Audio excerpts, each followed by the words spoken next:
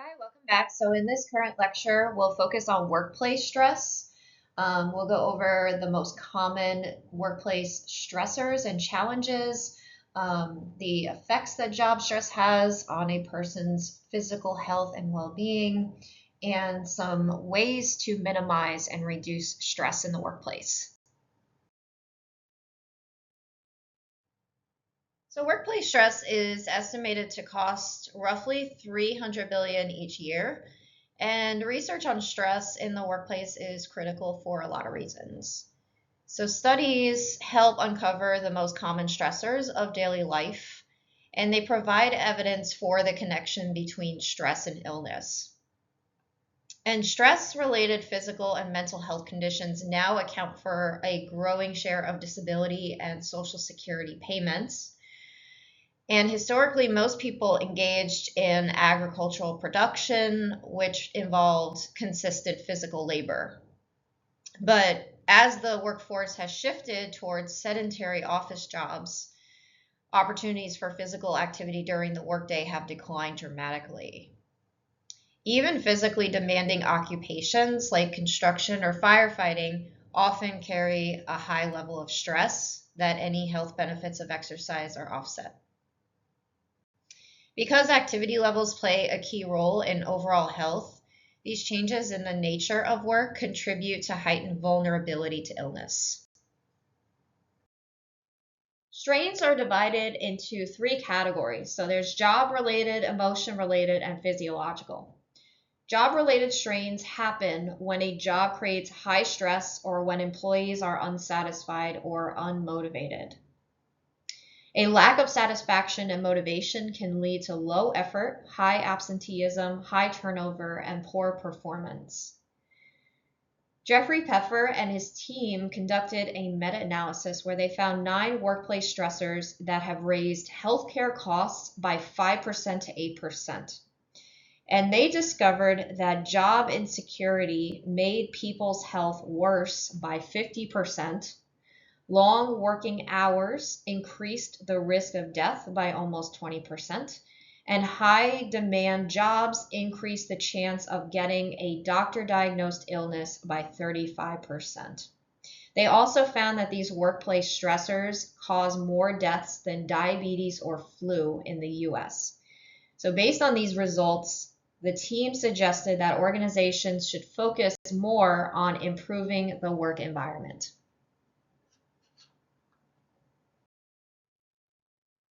Work overload is a common source of stress in the workplace. So, employees that work long hours, or they work hard, or they work on too many tasks tend to feel more stressed, develop unhealthy habits, and face more health problems than those with manageable workloads. Stress causes of workplace stress are also linked to role conflict and role ambiguity. Role ambiguity happens when workers are not sure about what tasks to do or how their performance will be judged. Role conflict occurs when workers receive conflicting instructions from different people about their work tasks. Another source of job stress is the lack of good social relationships at work. This has been connected to psychological distress and poor physical and mental health issues.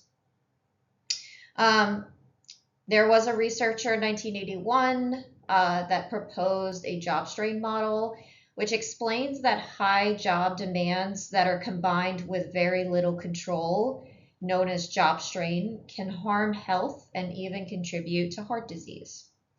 Unemployment is another significant major life stressor, so it increases psychological stress. It's also been associated with physical symptoms and illness, alcohol misuse, low birth weight in children, and higher inflammation and weakened immune function.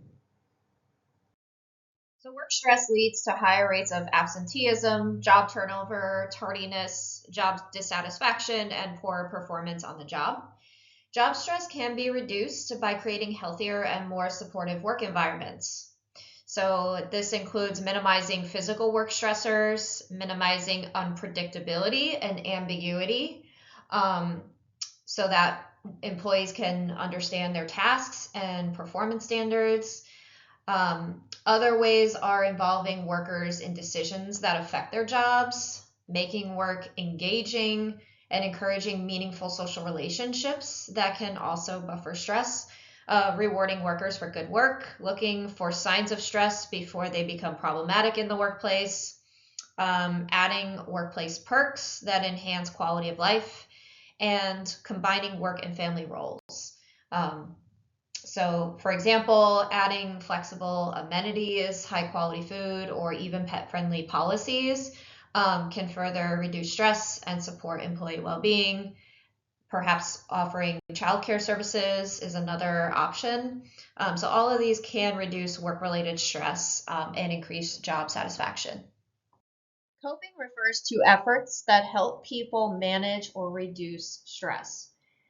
And there's maladaptive coping, which is coping that is detrimental to our health, whereas adaptive coping are the strategies that protect our health. And there's two types of adaptive coping strategies. There's problem-focused and emotion-focused coping.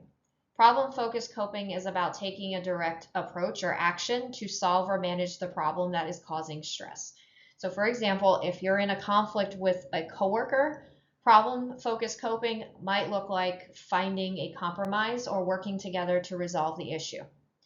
Emotion-focused coping involves managing the emotional impact of a stressful situation. So this is more about how we think and perceive the stress. Examples are rationalizing the situation and looking for the silver lining, or trying to make the best out of a bad situation by adjusting our mindset and our attitude. Both types are useful, but they focus on different aspects of dealing with stress. There are also several coping interventions that can be very helpful for a stressful work environment. And so one is emotional competence training.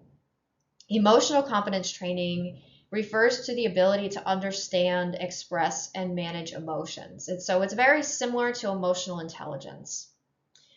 Emotional competence has been linked to better overall well-being and improved performance at work and in school. And so emotional competence training can improve employees' mental health and well-being. There's also mindfulness-based resilience training. So mindfulness involves focusing on the present moment and being aware of your thoughts and feelings. There was a study that used a mindfulness technique called the anti-stress deep breathing. And so participants reported improved mood and reduced stress, along with physical signs of lower stress. Mindfulness-based resilience training is designed to help people build mental and emotional strength by teaching them mindfulness techniques. So these typically focus on helping people develop the ability to stay present in the moment, manage their stress, and improve their emotion regulation. The training often includes practices like deep breathing, meditation, and awareness exercises that help people increase their ability to handle challenges and recover from difficult situations. Stress studies evaluating women in multiple roles have found that single women raising children on their own are most at risk for health problems due to role conflict and overload.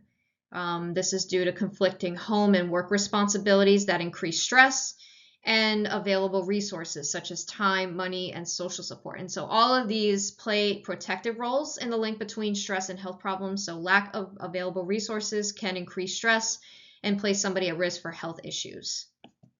Working women who have children have higher levels of cortisol, higher cardiovascular reactivity, and more home strain. Studies on men in multiple roles have found that men are often distressed by financial strain and work stress.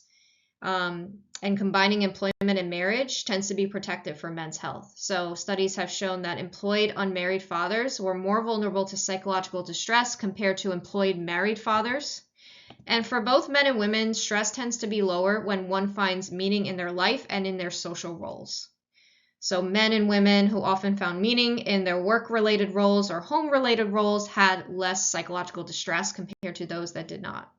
Studies on stress in children have found that stressful interpersonal events at work can increase conflicts with children. So parents who often suffer a lot of work stress and interpersonal conflicts can increase stress levels in children, and that can lead to experiences which can make home life stressful. The consequences can be poor academic achievement and behavior problems. Social and academic experiences at school can also increase stress in children and increase aversive behavior at home. Studies that have looked at the protective effects of multiple roles have shown that having a combination of motherhood and employment is beneficial and reduces stress. It can improve self-esteem and improve feelings of self-efficacy and life satisfaction. And in order to reduce stressful situations, having control and flexibility over your work environment can be a protective factor. Also, having good income, having domestic help and adequate childcare, and having a supportive, helpful father are all protective mechanisms against stress.